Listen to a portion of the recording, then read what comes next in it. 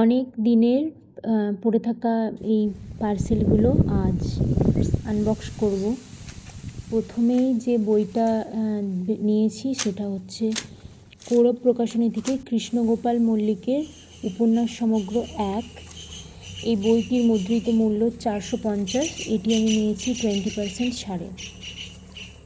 এবং দ্বিতীয় যে বই দুটো, সেই বই দুটো নিয়েছি ফেসবুকে পুরনো বই সংগ্রহশালা থেকে একটি সেলারের কাছ থেকে, অমিয় চক্রবর্তীর শ্রেষ্ঠ কবিতা এবং শরৎ কুমার মুখোপাধ্যায়ের শ্রেষ্ঠ কবিতা। এই দুটো আমি 200 সামথিং, একসাথে 200 সামথিং কততে পেয়েছি, দুটোই দেশ থেকে। এবং তারপরের যে বই দুটো অন্তরীপ আমাকে পাঠিয়েছে, মেরি শেলির ফ্র্যাঙ্কেনস্টাইন, ভাষান্তর করেছে সৌরভ মিত্র। এটির মুদ্রিত মূল্য 459। এবং অদিতি সরকারের নিয়ে যাও বালিকা, এটিও অন্তরীপ থেকে, এটির মুদ্রিত মূল্য 280।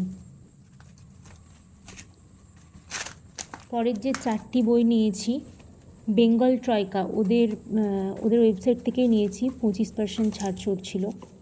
প্রথমে একটা মৈত্রীর যারা সেদিন ডেকেছিল, এটির মুদ্রিত মূল্য 185। এবং তারপরে আত্রেয়ী দত্তের রই, এটির মুদ্রিত মূল্য 190। এবং মৈত্রেরই আরেকটি বই আই হোল, এটির মুদ্রিত মূল্য 250। এবং আবেশ কুমার দাসের 22 গজের কিস্সা, এটির মুদ্রিত মূল্য নিয়েছে 160।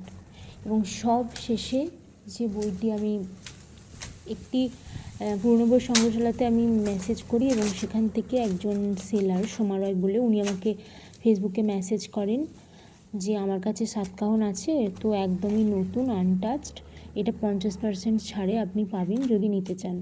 তো আমি ওনার কাছ থেকে সমরেশ মজুমদারের সাতকাহন নিয়েছি। এটা উনি এখনকার যে মুদ্রিত মূল্য, সেই মুদ্রিত মূল্যের উপরে আমাকে 50% ছাড়ে দিয়েছেন।